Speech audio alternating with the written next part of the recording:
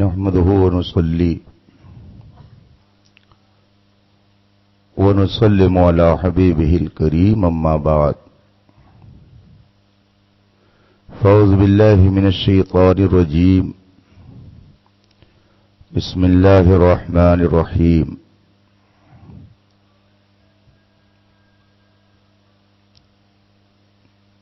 يحلفون بالله ما قالوا وَلَقَدْ قَالُوا كَلِمَةَ الْكُفْرِ وَكَفَرُوا بَعْدَ إِسْلَامِهِمْ صدق الله العظيم وصدق رسوله النبي الأمين الكريم ونحن على ذلك لمن الشاهدين والشاكرين والحمد لله رب العالمين. اسٹیج پر تشریف فرما علماء کرام، عزیز طلباء، حاضرین باوقار، بالخصوص شہزادے حضور محدث کبیر علامہ الشاہ مفتی جمال مصطفیٰ صاحب قبلہ، السلام علیکم ورحمۃ اللہ تعالی وبرکاتہ.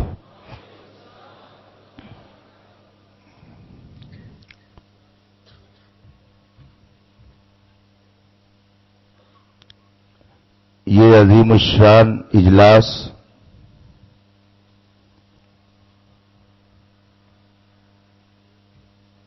اور علمی بزم جس میں ہم اور آپ شرکت کی سعادت حاصل کر رہے ہیں، عالم اسلام کی اس نادر و نایاب شخصیت کی بارگاہ میں خراج عقیدت پیش کرنے کے لیے منعقد ہے.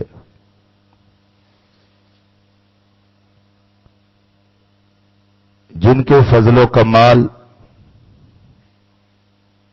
اور علم و حکمت کی داستان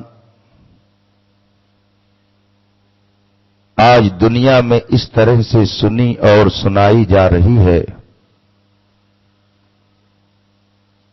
کہ بجا طور پر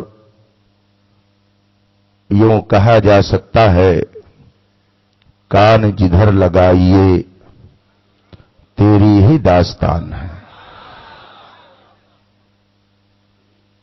امام احمد رضا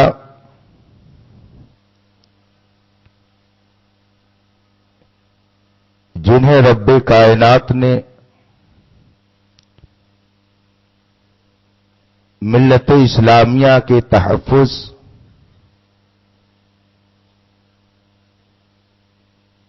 اور مسلمانوں کے عقائد اور ان کے معمولات کی حفاظت کے لیے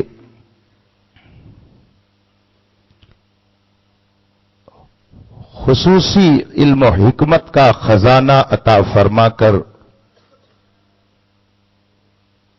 منصب شہود پر جلوہ گر فرمایا، جنہوں نے خدا داد لیاقت و صلاحیت کی بدولت شجر اسلام کی ایسی آبیاری فرمائی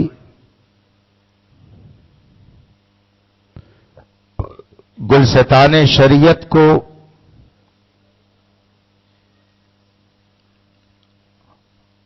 اس طرح آپ نے سینچا کہ آپ کی خدمات کی بدولت عرب و عجم بالخصوص ہندوستان میں اس کو محبت کی بہار آ گئی، بلکہ اس کو محبت آپ کے ساتھ اس طرح سے جوڑ دیا گیا کہ دنیا کے مختلف خطوں میں عشق محبت اعلی حضرت ایک مکمل جملے کے طور پر استعمال کیا جانے لگا. عرب ہو کہ عجم، ایشیا ہو یا یورپ، آج امام احمد رضا کے فضل و کمال کا ڈنکا چار داغ عالم میں بج رہا ہے.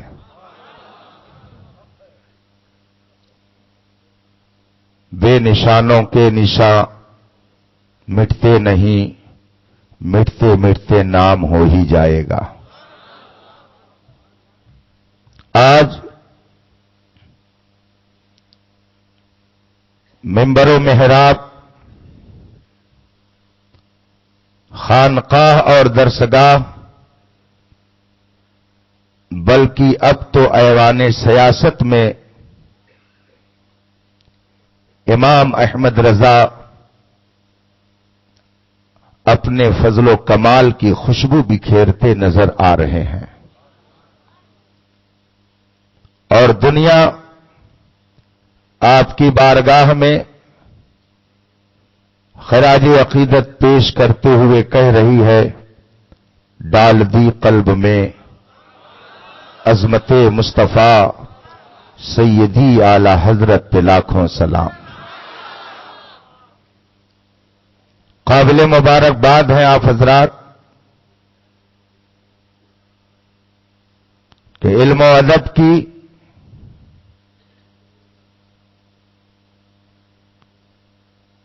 اس دانشگاہ میں اور ایک تاریخی شہر میں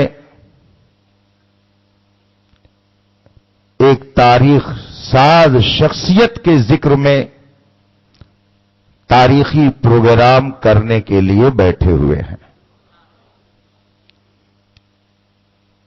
تسلسل کے ساتھ نہایت سلیقہ مندی سے کل سے جو یہ تقریبات چل رہی ہیں، میں یہ سمجھتا ہوں کہ اعلی حضرت رضی اللہ تعالی عنہ کہ عرس 100 سالہ کے موقع پر غالباً ہندوستان کا یہ پہلا شہر ہے کہ اس منظم طریقے سے پروگرام کیا جا رہا ہے.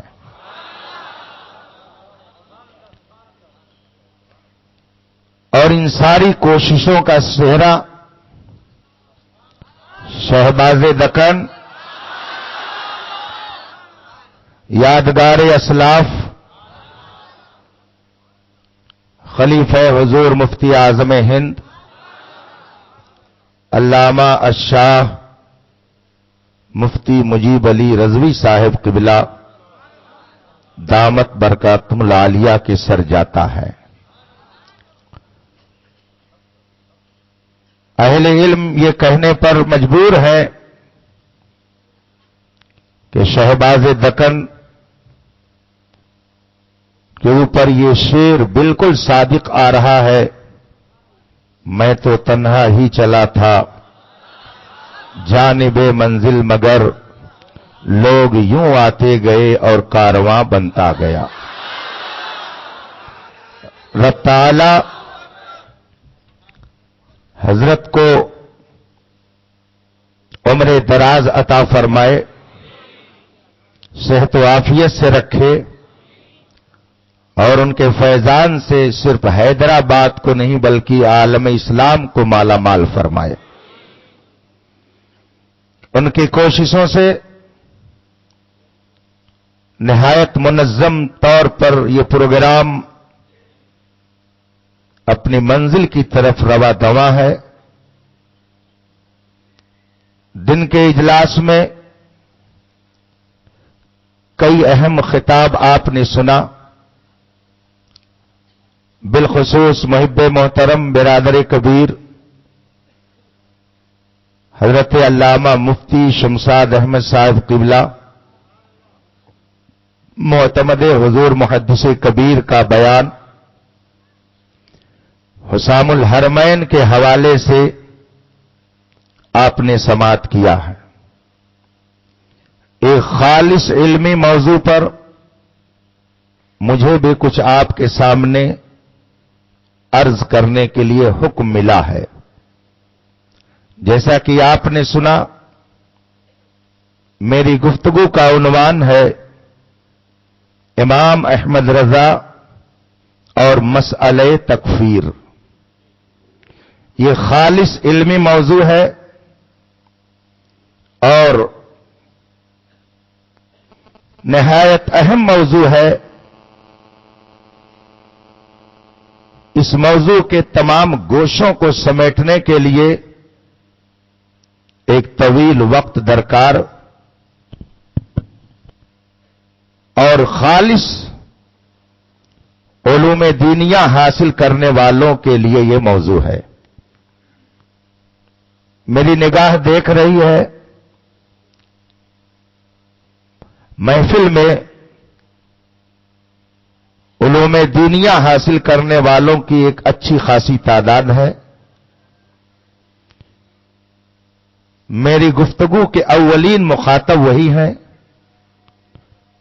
دوسرے لوگ کوشش کریں کہ اس گفتگو کو اپنے ذہن میں بیٹھائیں، انشاءاللہ ان کے لیے بھی یہ باتیں بہت کارآمد ہوں گی۔ مگر آئیے سب سے پہلے رسول کائنات فخر موجودات علی تحیت و ثنا کی بارگاہ قدس میں درود و سلام کا نذران عقیدت پیش کریں اور پڑھیں۔ اللہم صلی علی سیدنا و مولانا محمد معدن الجود والکرم والہ الکرام اجمعین۔ امام احمد رضا اور مسئلہ تکفیر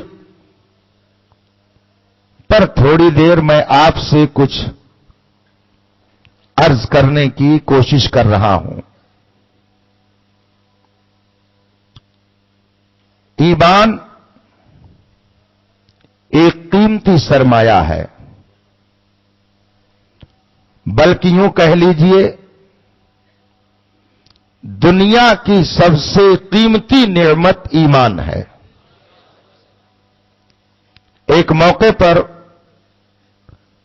آپ کے اسی شہر کے ایک مفتی صاحب سے میری ملاقات ہو گئی۔ تھوڑی دیر میں نے ان سے دیگر مسائل پر گفتگو کی۔ اس کے بعد میں نے ان سے عرض کیا،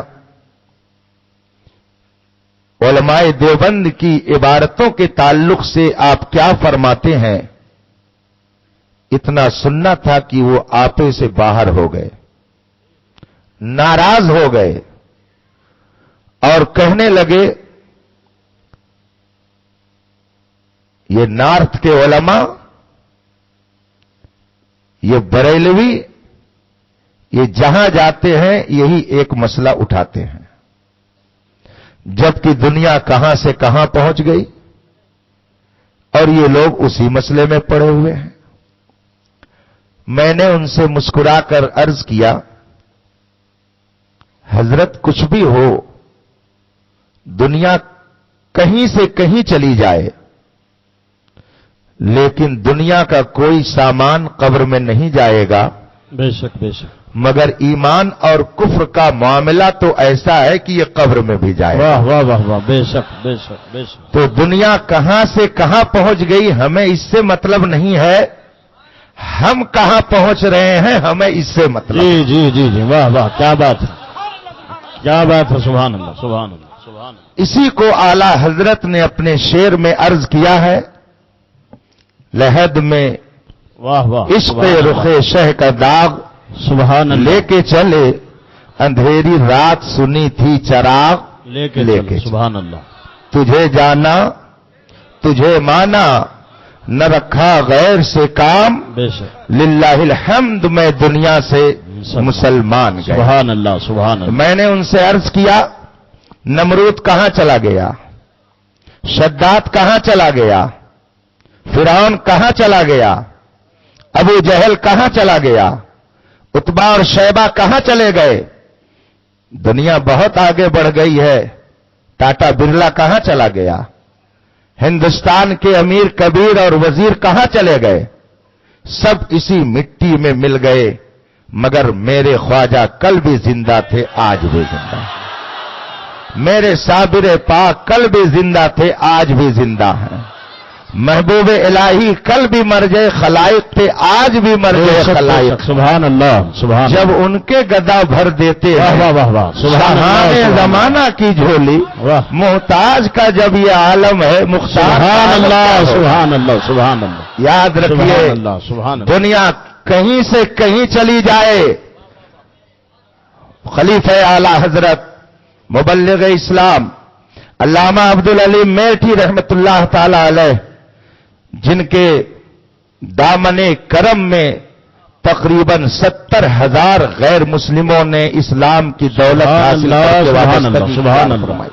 اللہ، یا اعلی حضرت کے وہ خلیفہ کہ تقریباً 52 ملکوں کا انہوں نے دورہ فرمایا، واہ واہ، اور دنیا کا دورہ کرنے کے بعد جب اعلی حضرت کی بارگاہ میں پہنچے ہیں تو عرض کرتے ہیں حضور میں آپ کی شان میں کچھ اشعار لکھ کر لایا ہوں۔ اعلی حضرت فرماتے ہیں میرے لیے لکھ کر لائے ہیں؟ مبلغ اسلام نے فرمایا ہاں۔ ارشاد فرماتے ہیں اعلی حضرت سنائیے۔ مبلغ اسلام اعلی حضرت کے سامنے کھڑے ہیں، اعلی حضرت جلوہ فرما ہے، مبلغ اسلام شعر سناتے ہیں، اے میرے اعلی حضرت تمہاری شان میں جو کچھ کہوں واہ واہ، اس سے سوا تم ہو، سوا تم ہو، سبحان اللہ، قسیم جامع عرفاں اے شہ احمد رضا تم ہو، سبحان اللہ، تم ہی پھیلا رہے ہو علم حق بے شک، اکناف عالم میں، حق ہے، بے شک، امام اہل سنت نائب غوث الورا سبحان اللہ، سبحان اللہ، سبحان اللہ، اور سبحان آگے ذرا سنیے وہ کہتے کیا ہیں، صرف سنی ہوئی بات نہیں بلکہ دیکھی ہوئی بات کہتے ہیں۔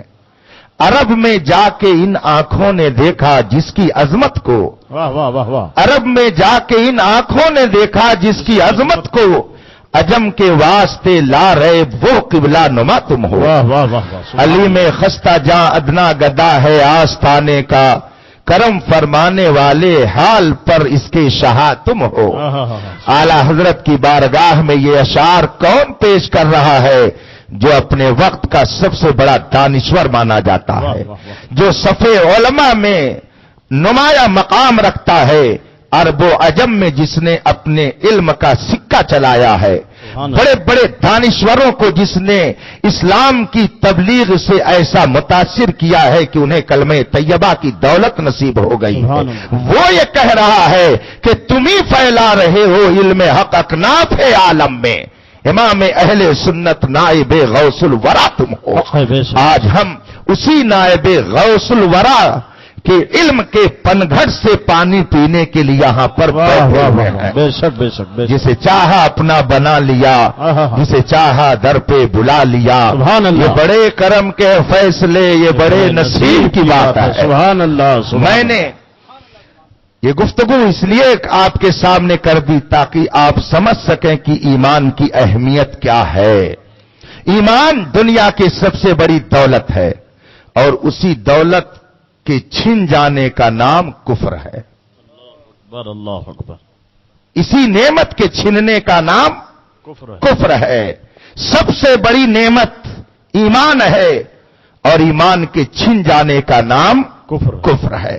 یہ چھنتا کیسے ہے اور پتہ کیسے چلے گا کہ کس کا ایمان چھن گیا اور کس کا ایمان باقی ہے؟ آج بہت سارے لوگ کہہ دیتے ہیں ہم کون ہوتے ہیں کسی پر حکم لگانے والے، لیکن یہ وہ کہتا ہے کہ جو جانتا ہے کہ اس کا ایمان ختم ہو گیا ہے، مگر کسی مصلحت کا شکار ہو کر وہ اپنی زبان کو روکے ہوئے ہے اور اسے گمراہی میں جانے دے رہا ہے. اسی لیے ضرورت پڑی کہ آج اس مسئلے کی وضاحت کی جائے. خالص علمی موضوع ہے. میں یہ تصور کر رہا ہوں کہ دارالعلوم عالمیہ جمدہ شاہی بستی کی درسگاہ میں بیٹھا ہوں. میرے عزیز طلبہ میرے سامنے ہیں اور میں اسی انداز سے میں یہ گفتگو ان کے سامنے رکھوں گا. شاید کہ اتر جائے تیرے دل میں میری بات. واہ واہ واہ واہ سبحان اللہ. سب سے پہلے میں آپ کو یہ سمجھانا چاہوں گا کہ کفر کیا ہے. ایمان کو میں نے بتا دیا. علامہ بیضاوی بہت جلیل القدر شافعی مفسر ہیں. وہ فرماتے ہیں ایمان کس چیز کا نام ہے. علامہ بیضاوی تفسیر بیضاوی میں تحریر فرماتے ہیں تصدیق بما علم مجیء الرسول صلی اللہ علیہ وسلم به بالضرورت. رسول پاک صلی اللہ علیہ وسلم جو لے کر آئے اور جن کے بارے میں عام طور سے لوگوں کو معلوم ہے کہ یہ رسول کا فرمان ہے، اسی کو دل سے ماننے کا نام ایمان ہے. دوسرے لفظوں میں آپ یوں سمجھیں ضروریات دین کی تصدیق کا نام ایمان ہے. ضروریات دین پر دل کے مطمئن ہونے کا نام ایمان ہے. اب ضروریات دین کیا ہیں؟ اس سلسلے میں علماء کی تشریحات کتابوں میں موجود ہیں. اس میں کافی تفصیل ہے.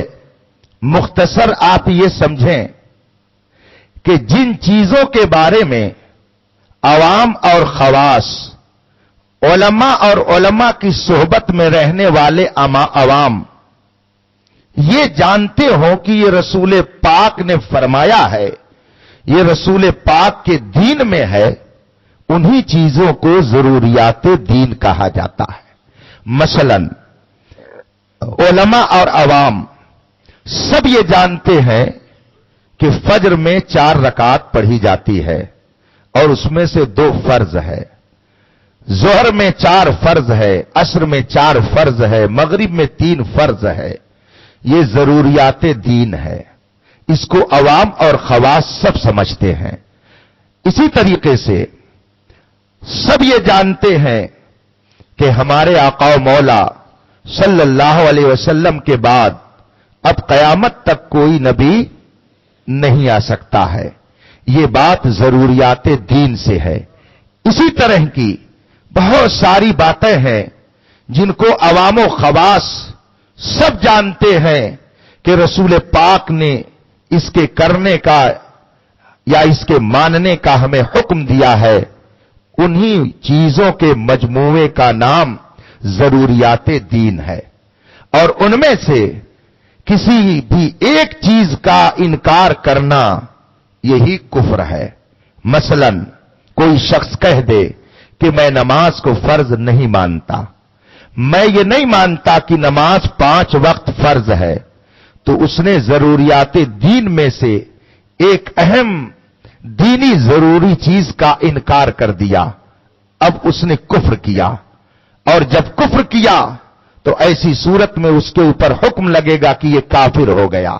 ضروریات دین کو ماننے کا نام ایمان ہے، اور انہی میں سے کسی ایک کا انکار کرنا یہ کفر کہلاتا ہے. علامہ بیضاوی رحمت اللہ تعالی علیہ اپنی کتاب بیضاوی شریف میں تحریر فرماتے ہیں الکفر الستر. کفر کا معنی ہوتا ہے چھپانا. آپ لوگ ڈسٹرب نہ کریں، اور اگر سمجھنے میں دقت ہو رہی ہے تو برداشت کر لیں. عنوان ایسا ہے کہ برداشت کرنا ہوگا. یہ ایسا عنوان ہے کہ بہت سارے لوگ تو برداشت ہی نہیں کر سکے، محفل سے کیا جماعت سے اٹھ کر چلے گئے. الکفر الستر. کفر کا لغوی معنی ڈکشنری میں اگر اس کا معنی دیکھیں گے تو कुफ्र का माना होता है छुपाना और काफिर का माना होता है छुपाने वाला। ये उसका लुग़वी माना है। इसीलिए अरबी में किसान को, काश्तकार को काफिर कहा जाता है, इसलिए कि वो यस्तुरुल बज़रा फिल अर्द, जमीन को चीरता है और बीज उसमें डालता है और ऊपर से उसको छुपा देता है। तो क्या किसान को अरबी में काफिर कहा जाता है, इसलिए कि उसने बीज को जमीन में छुपा दिया। रात को अरबी में काफिर कहा जाता है, इसलिए कि जब दिन होता है तो सारी चीजें नजर आती हैं, लेकिन जब रात हो जाती है तो निगाहों से सारी चीजें छुप जाती हैं। तो गोया रात का काम यह है कि वो चीजों को छुपा दिया करती है, इसीलिए रात को भी अरबी में काफिर कहा जाता है। इसी तरीके से जब फल निकलता है तो फल के ऊपर एक छिलका होता है, उसको अरबी में काफूर कहते हैं, इसलिए कि वो छिलका गूदे को अपने अंदर छुपा लेता है। इस तरीके से अल्लामा बैज़ावी ने बहुत तफसील से यह समझाने की कोशिश फरमाई है कि कुफ्र का असली माना होता है छुपाना, लेकिन जो जरूरियाते दीन में से किसी चीज का इनकार करे उसे काफिर क्यों कहा जाता है, उसकी वजह यह है कि जब उसने इनकार किया तो इसका मतलब यह है कि उसने हकीकत को छुपाया। खुदा एक है, उसने इनकार किया तो गोया उसने हकीकत को छुपाया। रसूल करीम सल्लल्लाहु अलैहि वसल्लम के बाद अब कोई नया नबी पैदा नहीं होगा, ये कुरान का फरमान है, ये हकीकत है। अब अगर किसी ने इसका इनकार किया तो गोया उसने हकीकत को छुपाया। इसीलिए जो जरूरियाते दीन में से किसी चीज का इनकार करता है उसे काफिर कहा जाता है। और ये तो हुआ कुफ्र और काफिर, और इसके बाद एक मरहला है तकफीर का। तकफीर अहले इल्म आगे पीछे दोनों तरफ हैं, आगे रहबरी के लिए, पीछे पुष्टपनाही के लिए। तकफीर का माना होता है किसी को काफिर कहना, किसी की तरफ कुफ्र की निस्बत करना। कफरा युकफिरो तकफीर बाबे तफईल से आता है, किसी को काफिर कहना तकफीर का माना होता है। अब हमें जो उन्वान दिया गया है इमाम अहमद रजा और तकफीर, यानी आला हजरत किसी को काफिर कहने के सिलसिले में क्या मौकिफ रखते हैं, क्या आपका नजरिया है, और किसी को काफिर कब कहा जाएगा, कुफ्र की कितनी किस्में होती हैं, कब क्या हुक्म उसके लिए होगा, ये एक दरिया है जिसमें गौता लगाना ये सिर्फ इमाम अहमद रजा का हिस्सा है। फतावे रज़विया 6वीं जिल्द इस सिलसिले में बड़ी मालूमात पर मुश्तमिल है, और उसी दरियाए इल्म से कुछ छींटे लेकर मैं आपकी खिदमत में इस वक्त हाजिर हूं। कुफ्र का माना हुआ जरूरियाते दीन में से किसी चीज का इनकार करना, लेकिन इनकार दो तरह से होता है। अगर तलबा ने इन बातों को अपने जहन में महफूज रखा तो इंशाअल्लाह उनके लिए बहुत कारामद बातें होंगी। इसलिए नहीं कि मैं कह रहा हूं, बल्कि इसलिए कि आला हजरत फरमा रहे हैं। कुफ्र और इनकार कई तरह से होता है।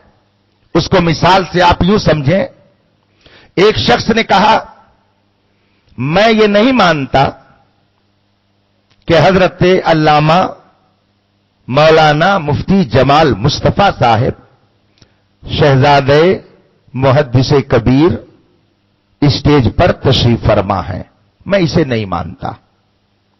तो उसने इनकार किया कि नहीं किया? किया ना। लेकिन उसने डायरेक्ट इनकार कर दिया, मैं नहीं मानता कि वो बैठे हैं, मुहद्दिस कबीर के शहजादे तशरीफ फरमा है, मैं नहीं मानता। उसने डायरेक्ट इनकार कर दिया। एक आदमी है, वो कहता है हां हमने सुना था कि शहजादे मुहद्दिस कबीर तशरीफ फरमा थे, لیکن وہی نا جو 80 سال کی عمر کے تھے، وہی نا جو دونوں آنکھ سے معذور تھے، وہی محدث کبیر کے شہزادے نا جن کا ایک ہاتھ کٹا ہوا تھا، بیٹھے تھے اسٹیج پر. بتائیے دونوں کے انکار میں کچھ فرق ہوا کہ نہیں فرق ہوا؟ دونوں نے انکار کیا، مگر ایک نے ڈائریکٹ انکار کر دیا اور دوسرے نے مانن کر کے بھی انکار کر دیا. اس لیے کہ محدث کبیر کے شہزادے تو وہ ہیں جن کو اللہ نے دونوں آنکھیں سلامتی کے ساتھ بخشی ہیں، وہ ہیں جن کے دونوں ہاتھ محفوظ ہیں، وہ ہیں جن کی عمر ابھی 50 کے قریب ہے. اور کہنے والے نے کہا میں مانتا تو ہوں کہ وہ بیٹھے تھے مگر ان کی عمر 80 سال تھی، تو مانا کہ انکار کیا. اس نے بھی انکار کیا اور اس نے بھی انکار کیا، مگر ایک نے ڈائریکٹ انکار کیا اور ایک نے تھوڑا گھما کر کے انکار کیا. انکار دو طرح کا ہوتا ہے. اسی طریقے سے ایک کہتا ہے میں نہیں مانتا محمد الرسول اللہ کو، میں نہیں تسلیم کرتا ان کو نبی، تو اس نے بھی انکار کیا، مگر یہ انکار ڈائریکٹ ہے، یہ بالکل واضح ہے. اور ایک شخص کہتا ہے میں مانتا ہوں محمد اللہ کے رسول ہیں، مگر میں یہ نہیں کہتا کہ وہ غیب بھی جانتے تھے، میں یہ نہیں کہتا کہ وہ عبداللہ کے بیٹے تھے، میں یہ نہیں مانتا کہ وہ آمنہ کے پیٹ سے پیدا ہوئے تھے. بتائیے اس نے بھی انکار کیا کہ نہیں کیا؟ انکار دونوں نے کیا، مگر ایک نے صراحتاً ڈائریکٹ انکار کر دیا اور ایک نے تھوڑا گھما کر کے انکار کیا. انکار دو طرح کا ہوتا ہے. اسی طریقے سے کفر بھی دو طرح کا ہوتا ہے.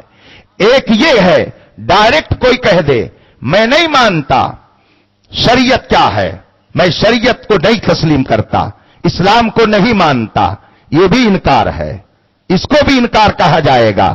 اور اس کے علاوہ اگر کوئی یہ کہہ دے کہ میں مانتا تو ہوں کہ شریعت ہے، لیکن یہ شریعت میں جو بہت ساری کتابیں لکھ کر کے آپ نے پھیلائی ہیں، یہ بہار شریعت، یہ فتاوی رضویہ، یہ عالمگیری، یہ شامی، یہ ہدایہ، یہ قرآن کی تفسیریں، میں ان کو نہیں مانتا.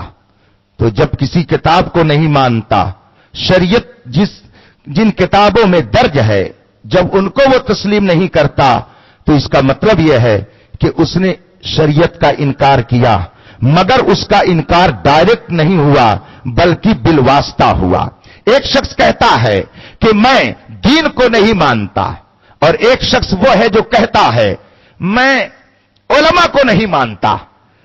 یہ کیا ہے؟ دونوں نے دین کا انکار کیا، مگر دونوں میں فرق ہے. اب وہ فرق ذرا سنیے. ایک شخص نے کہا کہ میں دین کو نہیں مانتا، اس نے ڈائریکٹ دین کا انکار کر دیا، اور ایک نے کہا میں علماء کو نہیں مانتا. تو ظاہر سی بات ہے جب علماء کو نہیں مانتا تو علماء کہلائے کیوں؟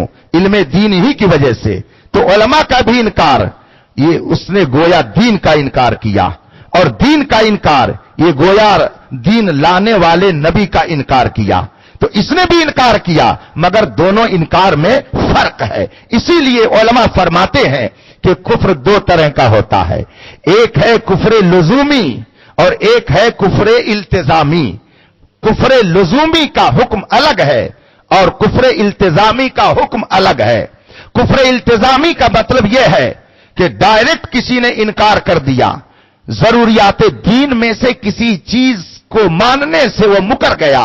مثلا اس نے کہہ دیا میں خدا کو نہیں مانتا، میں شریعت اسلامیہ کو نہیں مانتا، میں رسول پاک کو آخری نبی نہیں مانتا، تو اس نے انکار کیا. اور یہ انکار ایسا ہے ڈائریکٹ جس کو کفر التزامی کہا جائے گا.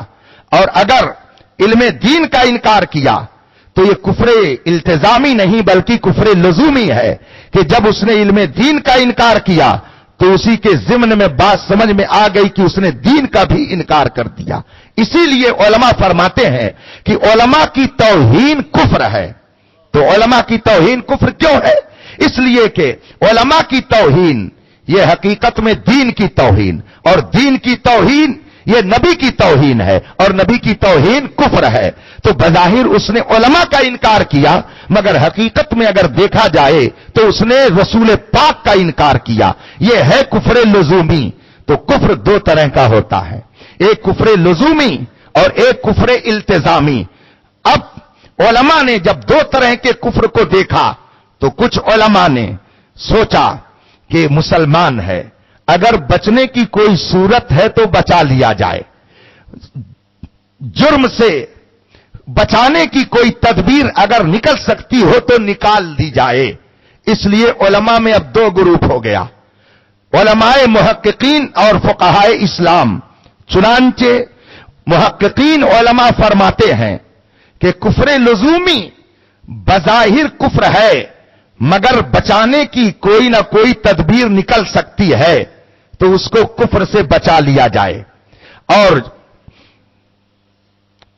علماء محققین فرماتے ہیں کہ اس آدمی پر ابھی کافر ہونے کا حکم نہ لگایا جائے جس سے کفر لزومی صادر ہو گیا ہے.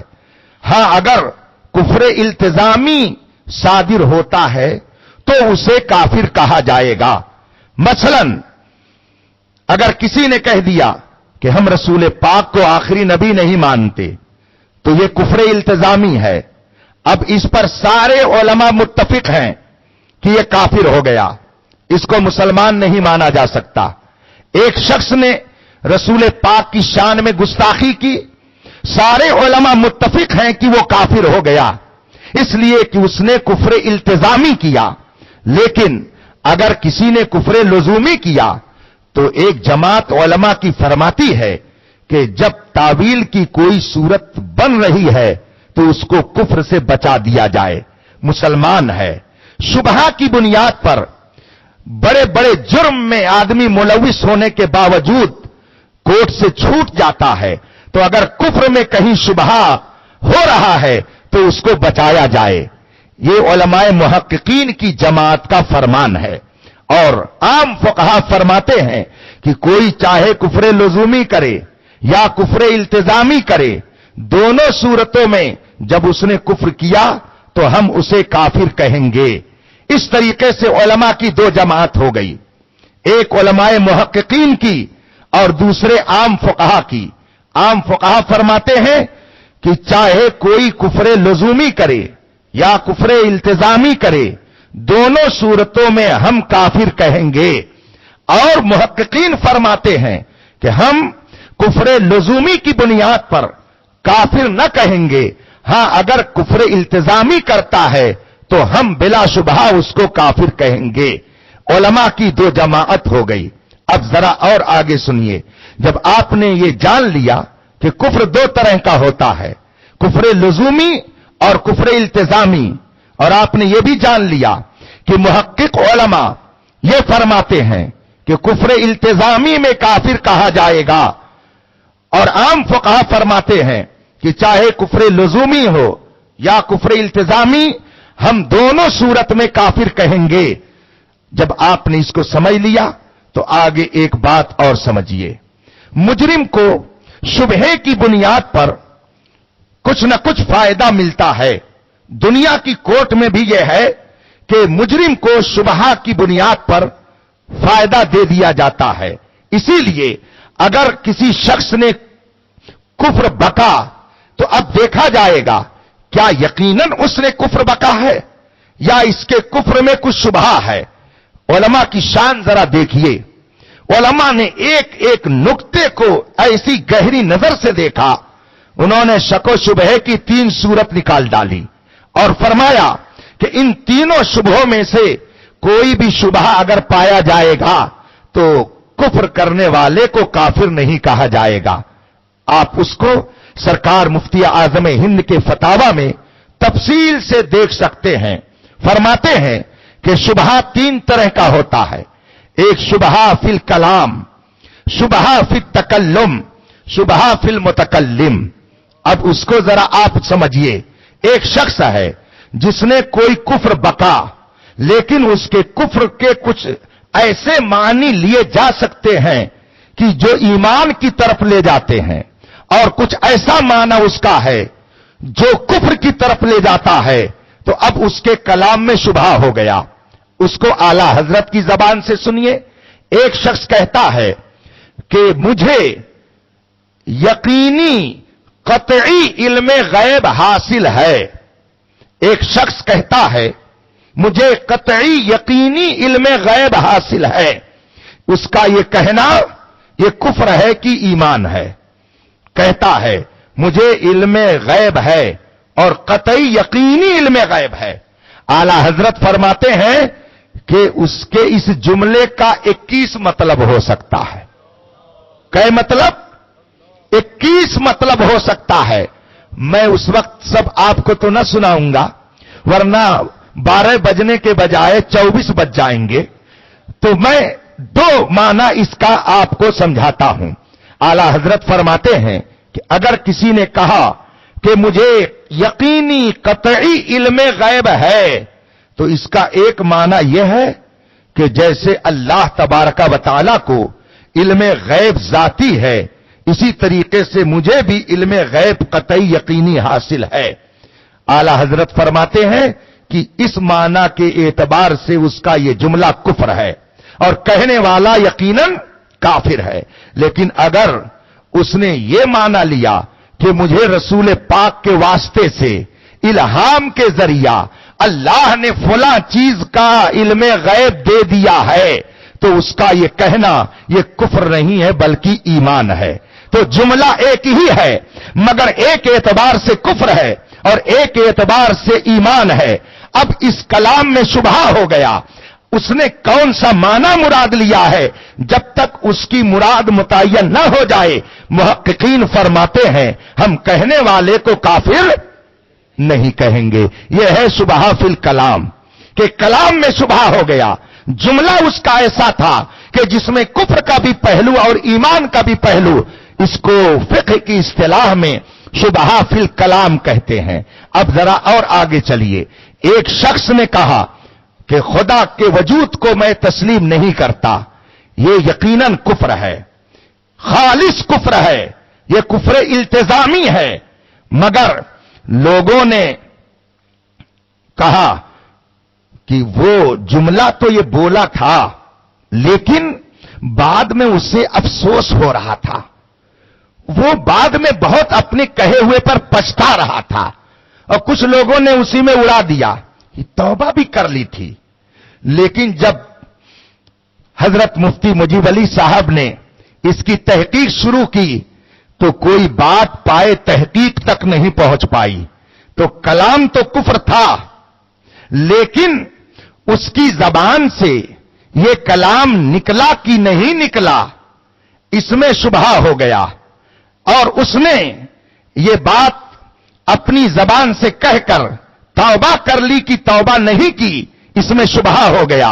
कलाम कुफ्र है, मगर मुतकल्लिम उस पर डटा है कि उससे मुनकिर हो गया, इसमें शुबहा हो गया।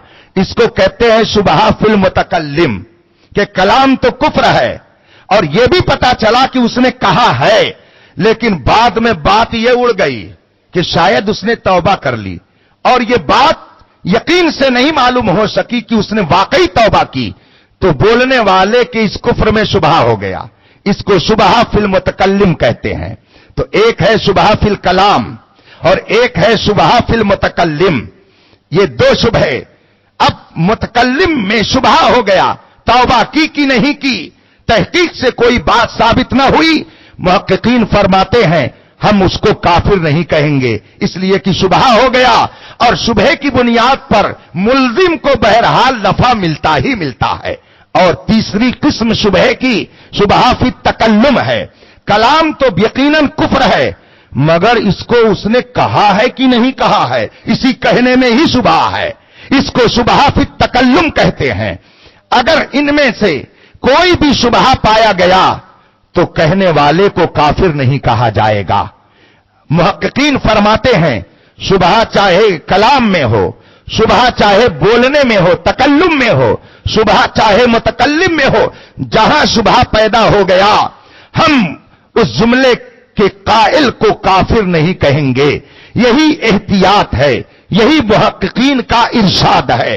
अब آپ نے اگر اتنی بات سمجھ لی تو اس کے ساتھ ساتھ اب آگے اور سنیے کہ اگر کسی شخص نے کوئی بات ایسی کہی جو کفر التزامی ہے، یقیناً کفر ہے، اور یقین سے یہ معلوم ہے کہ اس نے کہا ہے، اور یقین سے یہ بھی معلوم ہے کہ اس نے توبہ نہیں کی ہے، تو اب اس کے لیے کیا حکم لگے گا؟ اپنی زبان کو لوگ روکیں گے یا جو حکم شرع ہے اسے بیان کیا جائے گا؟ آپ اس بات کو سن لیجئے تاکہ آپ یہ سمجھ سکیں کہ امام احمد رضا نے جن کی تکفیر فرمائی ہے انہوں نے ضد میں یہ کیا ہے کہ شریعت کی پاسداری میں آپ نے یہ قدم اٹھایا ہے۔ قرآن پاک کی آیت کریمہ ہے، اللہ ارشاد فرماتا ہے یحلفون باللہ ما قالوا، میں نے یہی آیت کریمہ پڑھی ہے۔ واقعہ کیا ہے، شان نزول اس کا آپ سن لیں تب اس آیت کریمہ کا مطلب سمجھنے میں آسانی ہوگی۔ حضرت عبداللہ ابن عباس رضی اللہ تعالی عنہما سے روایت ہے کہ مدینہ منورہ میں کچھ کلمہ پڑھنے والے ایک جگہ بیٹھے ہوئے تھے، اس میں سے ایک شخص رسول پاک کی طرف آنا شروع کیا۔ حضور نے صحابہ سے فرمایا کہ ابھی تمہارے پاس کچھ ایسے لوگ آئیں گے کہ جو دین کے معاملے میں بکواس کرتے ہیں، اور جب تم ان سے ملاقات کرو گے تو ایسا اور ایسا ہوگا۔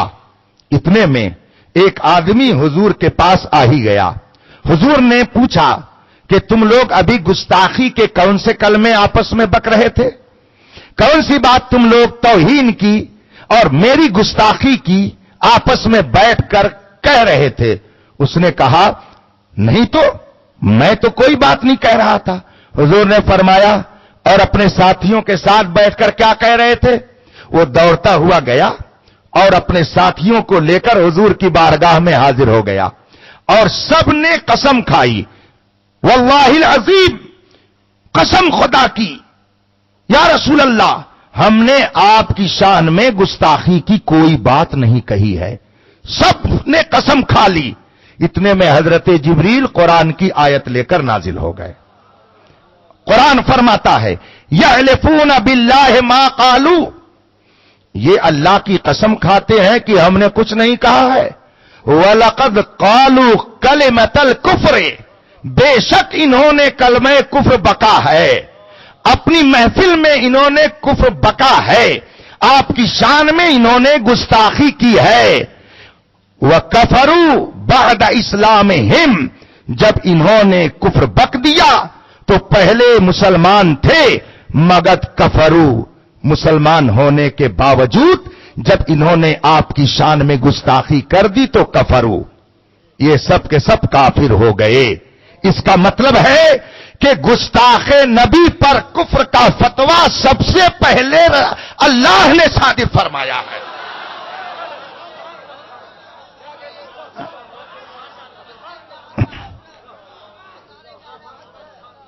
گستاخ نبی پر سب سے پہلا فتویٰ اللہ نے صادر فرمایا۔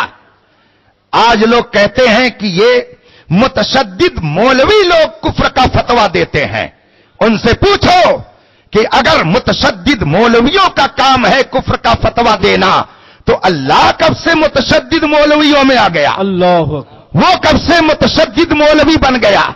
ایک مفتی صاحب نے مجھ سے بتایا کہ میں حج میں تھا، اتفاق سے اس خیمے میں جو مینا میں لگا ہوا تھا بہت سارے بدمذہب وہابی دیوبندی بھی اس میں موجود تھے، اور وہ اسی گدے پر نماز پڑھ رہے تھے۔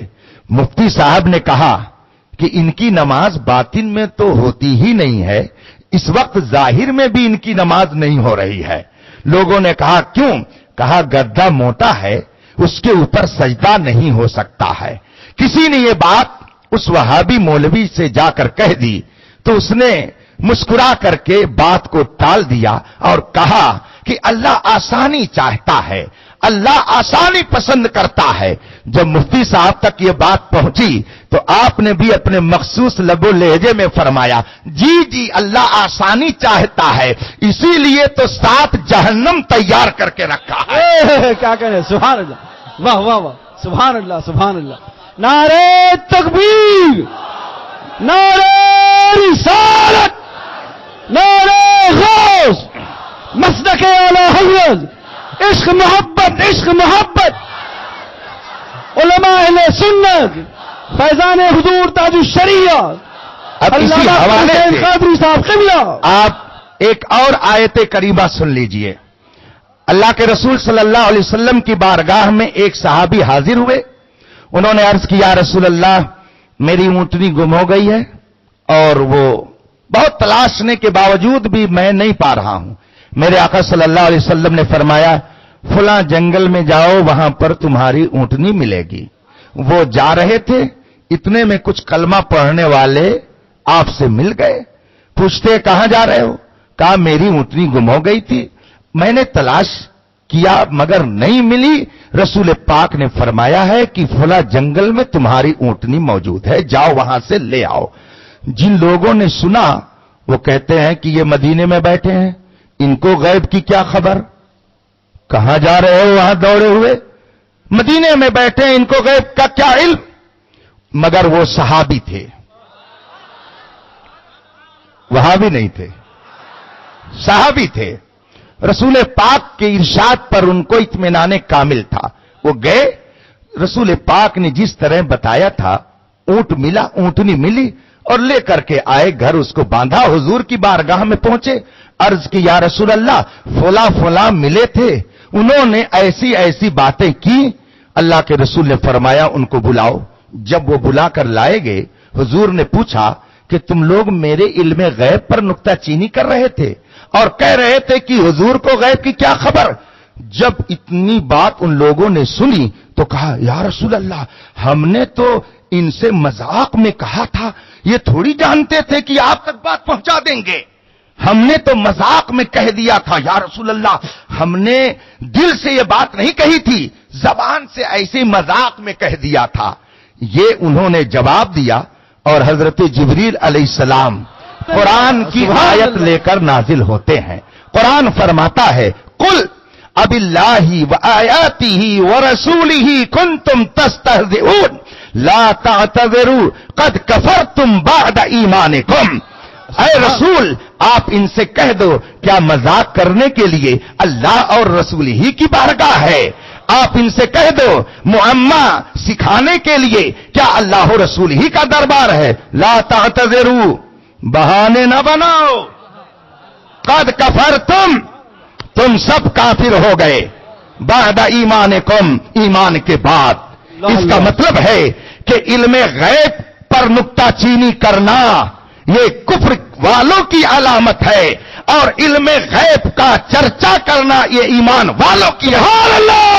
नारे तकबीर, नारे रिसालत, नारे गौस।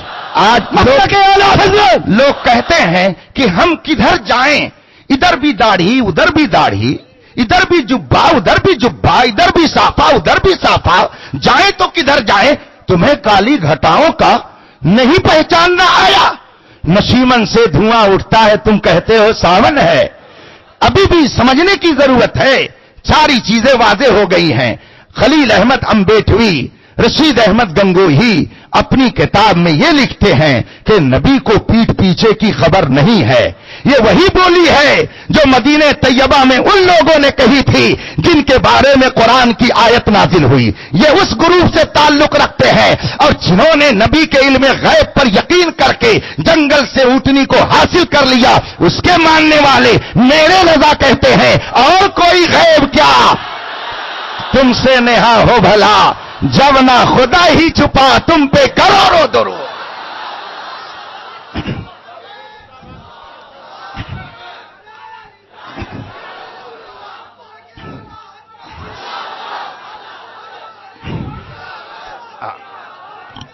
अरे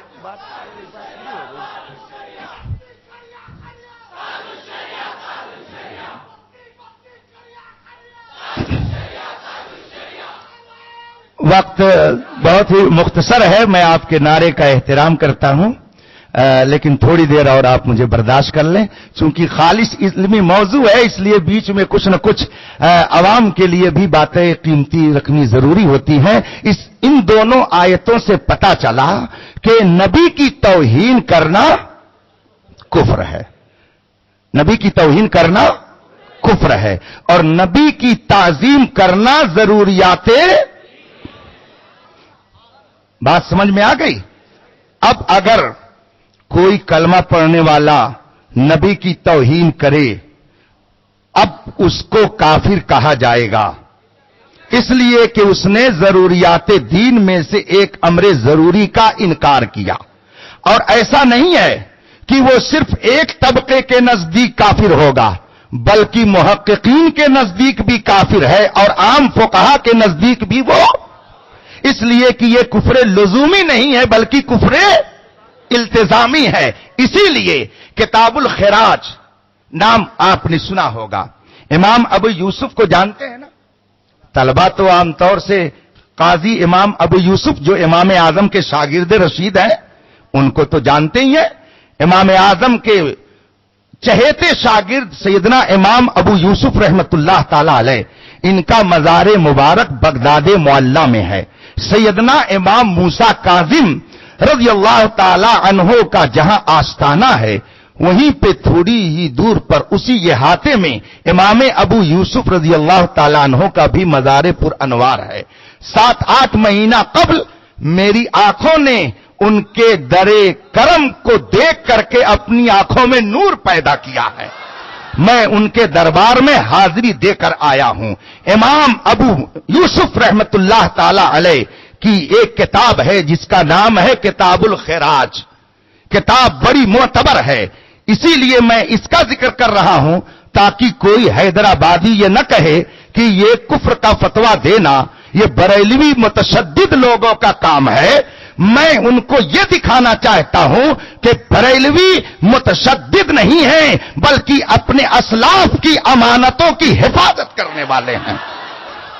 امام ابو یوسف کتاب الخراج میں ارشاد فرماتے ہیں، ایما رجل مسلم سب النبی صلی اللہ علیہ وسلم او کذبہ او تنقصہ او عابہ فقد کفر ومن شک فی کفرہ وعذابہ فقد کفر۔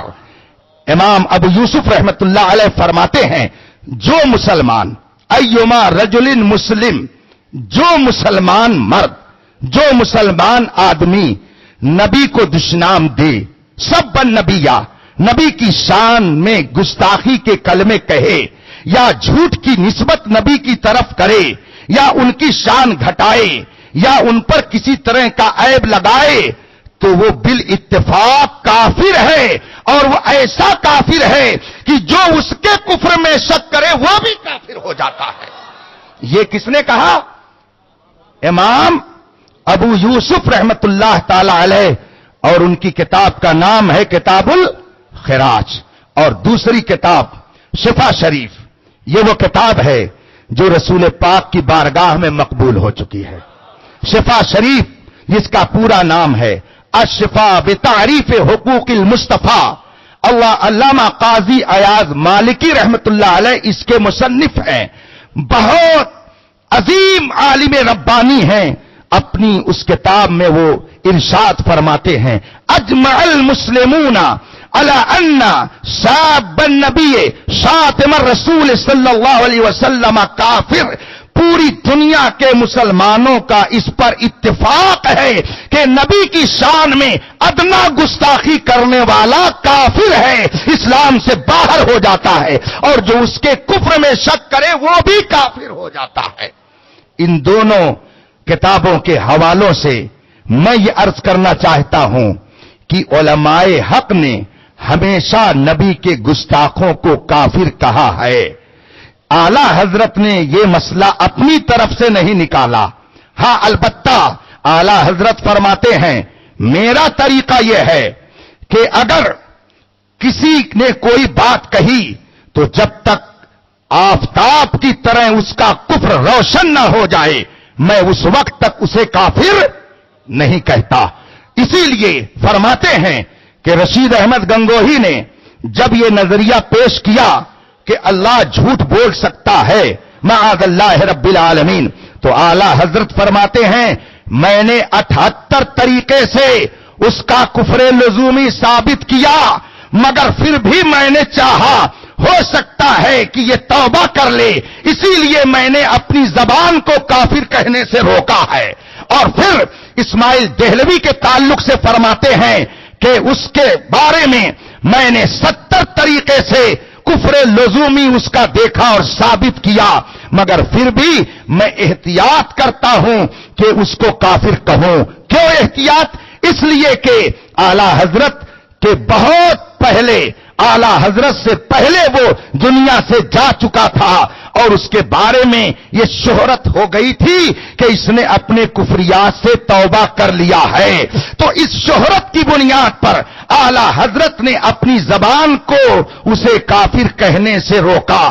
جس کا اس قدر مقام احتیاط ہو اور جو اس قدر کفر میں احتیاط سے کام لیتا ہو، کسی کو کافر کہنے میں اتنی احتیاط کرتا ہو، کیا کہا جا سکتا ہے کہ وہ مسلمانوں کو کافر بناتے تھے؟ نہیں، وہ مسلمانوں کو کافر نہیں بناتے تھے، بلکہ جو اپنی حرکت سے کافر ہو جاتا امام احمد رضا اس کا کفر بتا دیا کرتے تھے. تو اعلی حضرت کا کام کسی کو کافر بنانا نہیں ہے، بلکہ جو بن گیا اس کو بتانا ہے. اسی لیے اعلی حضرت فرماتے ہیں سونا جنگل رات دھیری چھائی بدلی کالی ہے، سونے والوں جاگتے رہیو چوروں کی. بات سمجھ میں آ رہی ہے؟ تو اب اجمالاً پھر سن لیجئے، گفتگو میں اپنی ختم کروں. ضروریات دین میں سے کسی چیز کا انکار کرنا کفر ہے. کفر کی 2 قسمیں ہیں، کفر لزومی اور کفر التزامی. کفر لزومی کے بارے میں محققین علماء فرماتے ہیں کہ ہم ابھی اسے کافر نہ کہیں گے جب تک کہ اسے کفر التزامی ثابت نہ ہو جائے، مگر فقہا فرماتے ہیں کہ چاہے کوئی کفر لزومی کرے یا کفر التزامی کرے، ہمارے نزدیک وہ کافر ہے اور ہم اسے کافر کہیں گے. پھر شبہ اگر کسی کے کفر میں ہو جائے تو اس کی 3 صورت ہوگی، شبہ فی الکلام، شبہ فی التکلم، شبہ فی المتکلم. ان میں سے کوئی شبہ ہو تو اپنی زبان کو اعلی حضرت کافر کہنے سے روکتے ہیں. پھر اگر کسی کا کفر یقینی طور پر ثابت ہو جائے تو اب سن لیجئے کہ جس طرح سے مسلمان کو مسلمان جاننا ضروری، اسی طریقے سے کافر کو کافر جاننا بھی. بات سمجھ میں آ رہی ہے؟ تو اعلی حضرت کا موقف اس سلسلے میں یہ ہے کہ جس کا کفر آفتاب سے زیادہ روشن ہو جائے ہم اسے کافر کہیں گے. اس لیے نہیں کہ ہم اس سے ضد رکھتے ہیں، اس لیے کہ وہ اللہ و رسول کا گستاخ اور اسلام کی ضروری باتوں کا منکر ہو گیا ہے. اب اس کے بعد آخری بات کہ جن کو اعلی حضرت نے اپنے فتوے میں کافر کہا، جس کا تذکرہ آپ مجھ سے پہلے حضرت مفتی شمشاد صاحب سے سن چکے ہیں، ان کا کفر سورج سے زیادہ روشن ہو چکا تھا. اسی لیے اعلی حضرت نے ان کو کافر فرمایا.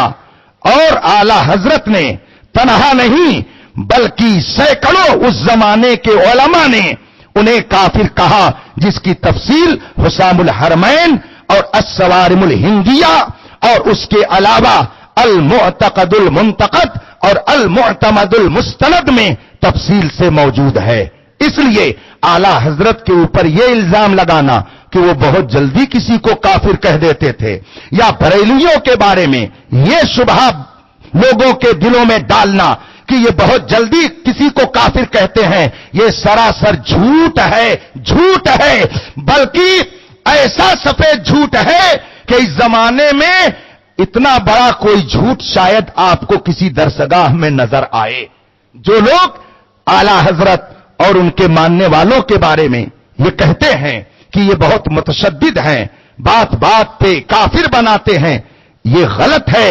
ہمارے اعلی حضرت کسی کی تکفیر میں اس قدر احتیاط فرماتے تھے کہ آپ ہر طریقے سے اس کے قول کو، اس کی بات کو پرکھتے تھے.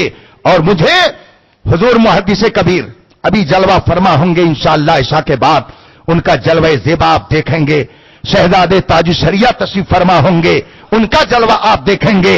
الحمدللہ مجھ سے خود حضور محدث کبیر دامت برکاتہم العالیہ نے ایک موقع پر فرمایا کہ جب اعلی حضرت نے ان مولویوں کی کتابوں کا تجزیہ شروع کیا تو ایک موقع پر صدر الافاضل علامہ سید نعیم الدین مراد آبادی علیہ الرحمہ، صدر الشریعہ علامہ امجد علی علیہ الرحمہ، مفتی اعظم ہند حجت الاسلام، اس طریقے کے کئی علماء اعلی حضرت کے پاس بیٹھے تھے. اور اعلی حضرت نے فرمایا کہ مولانا اشرف علی کی اس عبارت کی کوئی تعویل کیجئے، اس کا کوئی مطلب بتائیے. تو اب ان میں سے ہر ایک کہتا حضرت اس کا مطلب اگر یہ ہو تب. اعلی حضرت فرماتے یہ تعویل نہیں ہے، یہ تو تحریف ہے. کتاب سے جو مطلب نکلے وہ بتائیے، یہ تو تحریف ہے. لوگ پوچھتے وہ کیسے؟ کہا اس طریقے سے، اس طریقے سے، اس طریقے سے. اور پھر سب اس بات پر مطمئن ہو گئے کہ یہ ایسا کفر ہے کہ جس کی کسی طرح سے کوئی تعویل نہیں کی جا سکتی ہے. اسی لیے اعلی حضرت نے انہیں کافر فرمایا. تو اعلی حضرت نے بغیر تحقیق کے کسی پر حکم کفر نہیں لگایا. جب تحقیق ہو گئی تب آپ نے اسے کافر فرمایا، اور اپنی طرف سے نہیں بلکہ یہی حکم خدا ہے، یہی حکم مصطفیٰ ہے، اور یہی حکم ائمہ اسلام کا ہے، جیسا کہ میں نے قرآن کی آیت اور کتابوں کے حوالوں سے آپ کو سنا دیا ہے. اللہ تبارک و تعالی ہمیں امام احمد رضا پر الزام لگانے سے بچنے کی توفیق عطا فرمائے، اور مسئلہ تکفیر کو صحیح ڈھنگ سے سمجھنے کا شعور عطا فرمائے. وآخر دعوانا ان الحمدللہ رب العالمین. السلام علیکم.